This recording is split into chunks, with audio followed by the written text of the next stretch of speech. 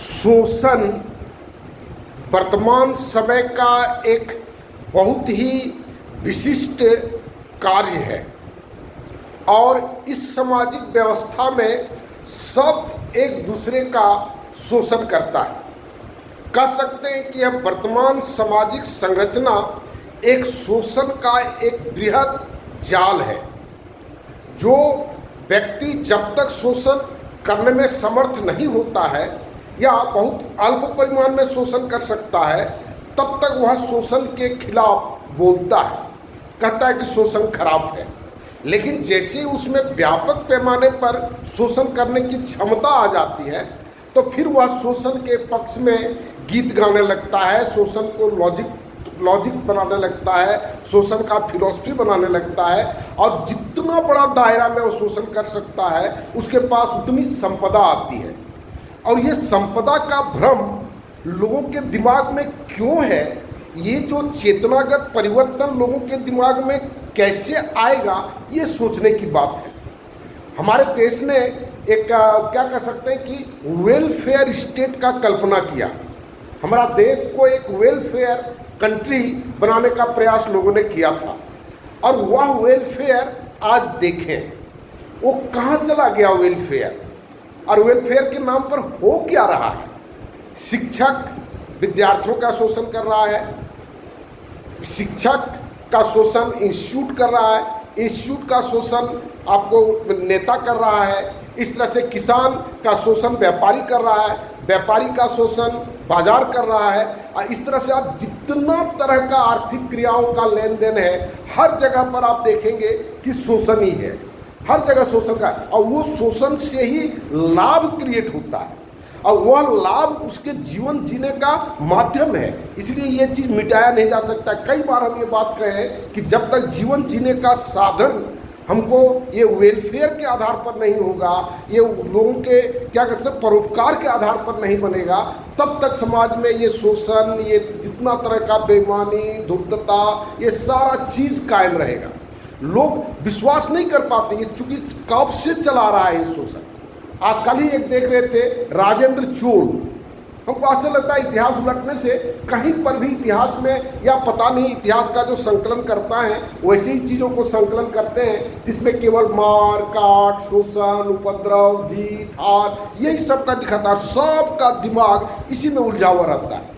जैसे ही कहीं पर डिबेट करने जाइए, कहीं पर बैठिए तो यही सब की बात होती है और बात उलझ जाती है। एकदम प्योर जो उत्पादन की बात हम करेंगे ऐसा नहीं हो पाता है, ऐसा नहीं होता है। क्यों नहीं होता है? ये मौलिक चिंतन करने की आवश्यकता है।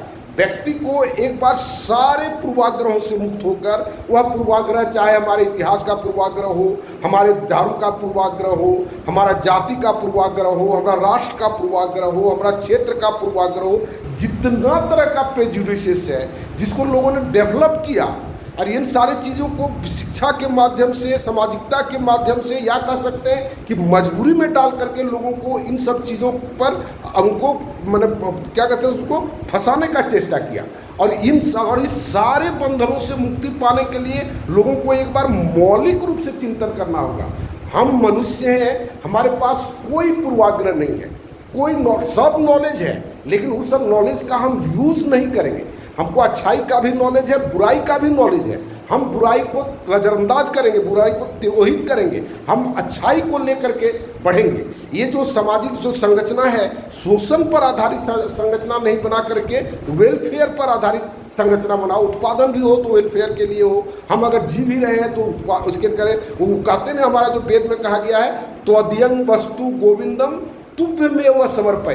हमको सबसे आश्चर्य लगता है कि सारा बात हमारा वेद में कहा गया है, सारा बात हमारा धर्म में कहा गया है, और लोग किस तरह से धर्म से विरुद्ध हो गया, विपरीत हो गया है। और ये धर्म से विपरीत करने का काम उन लोगों ने किया है जिसको इसको विकृत करने से उसको लाभ है, जिसको फायदा, वह लाभ भी कोई मतलब का नहीं है। जिसको लाभ समझता है कि एक घर में हम रहते हैं, मेरे पास 10 घर हो, 10 गाड़ी हो, 50 को गाड़ी हो, इतना बैंक बैलेंस हो, ये फिजूल का प्रयास है। बेमतलब के चीज़ों में हम पीढ़ी दर पीढ़ी अपने जीवन को ख़त्म किए, अपने बेटे का भी जीवन को ख़त्म करेंगे, पोता को भी इसी तरह से ख़त्म करते हैं। जिंदगी से आनंद खत्म हो गया है। कल हम एक बहुत ही अच्छे मित्र से हम मिलने की बात कर रहे थे। हमको लगता है कि कम से कम 20-25 हज़ार स्क्वायर फीट में उनका घर है, कई स्टोरेज घर है, और वो रो रहे थे हमको एक मशीन खरीदना है 1.5 करोड़ लगेगा, ये मशीन खरीदना है 2 करोड़ लगेगा। हम लोगों का क्या करें, हम लोगों का जो पैसा होता है इसी ढंग से इन्वेस्ट होता चला जाता है।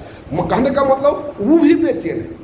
तो कहने का मतलब ये जो बेचैनी को जो लोग क्या कह सकते हैं शौक से अपने ऊपर लिया है, और इसके बाद फिर रोना रोता है कि हमारा हार्ट ब्लॉकेज हो गया, हमारा शुगर बढ़ गया, हमको समझ में नहीं आता है। ये लोगों के चिंतन का जो दिशा है हमको बिल्कुल नहीं समझ में आता। लेकिन एक बात होती है क्या कि कहीं पर एक दिया जलेगा तब ना अंधेरा हटेगा। अंधेरे में सब कोई अंधेरे में है, सब कोई अंधेरे में है, और सब कोई टटोल रहा है। कहीं से हमको कुछ सकून मिल जाए, कहीं से कुछ मिल जाए, मंदिर में मिल जाए, मस्जिद में मिल जाए, चर्च में मिल जाए, लेकिन ये सब सदियों से लोगों ने सपने लगे, लेकिन वो सकून नहीं प्राप्त हुआ। तो कभी कोई इसको रिवीजन करने का प्रयास क्यों नहीं करता है, उसकी बात क्यों नहीं करता है, कहीं हम देखें अपना रास्ता बदल करके, कहीं कहीं हमको कुछ सकून मिल जाए। ये हिम्मत अभी के समय में लोगों को प्रेरित कर रहा है कि ये हिम्मत अपने आप में डेवलप करें और व्यक्तिगत रूप से खड़ा होने का प्रयास करें। दूसरों को मत देखें कि फलाना करेगा तब हम करेंगे, फलाना सहयोग करेगा, हम करेंगे, हमारे पास ये चिंतना है। और इन सारी बातों को ध्यान में रखते हुए हमने माई न्यू सोशल सिस्टम बनाया है और इसी चैनल में मौजूद है। चैनल का हम रोज़ इधर बात करते रहे हैं। यूट्यूब में आप जाएंगे @प्रदीप सरोज PRADIPSAROJ कंटिन्यूसली लिखेंगे और 5144 आप उसको देखेंगे, आपको पूरा सोशल सिस्टम आपको दिखाई पड़ेगा। और इन सारी जो विरूपता है उन विरूपताओं के वह अगेंस्ट में है, या कह सकते हैं उन सब विरूपताएं समाप्त हो जाएंगी और आदमी सकून से जी सकेगा। और इन सब चीज़ों को देख करके जितना जल्दी हो मेरे साथ जुट करके इस काम को प्रारंभ करने में मदद करें। धन्यवाद।